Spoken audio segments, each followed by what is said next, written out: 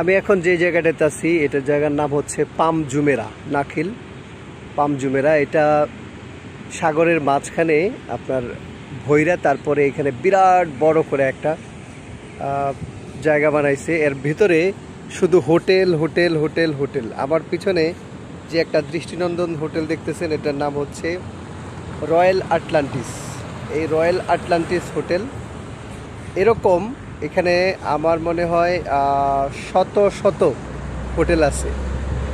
এই শত শত হোটেলের মধ্যে তাহলে কত হাজার হাজার মানুষ প্রত্যেক দিন এখানে বেড়াইতে আসে। এর ভিতরে সবচাইতে আকর্ষণীয় ব্যাপার হইল যে এইটা একটা খেজুর গাছ যেমন দেখতে আকৃতি, ঠিক সেই রকম আকৃতিতে তারা এই ইয়েটা নির্মাণ করছে এরিয়াটা। এটার নামই দেওয়া হয়েছে পাম জুমেরা, অর্থাৎ পাম গাছ, খেজুর গাছের আকৃতিতে তারা এটা বানাইছে। তো আর আবার পিছনে দেখতে পেতেছেন এই যে সাগর, একরাশ নীল জলরাশি।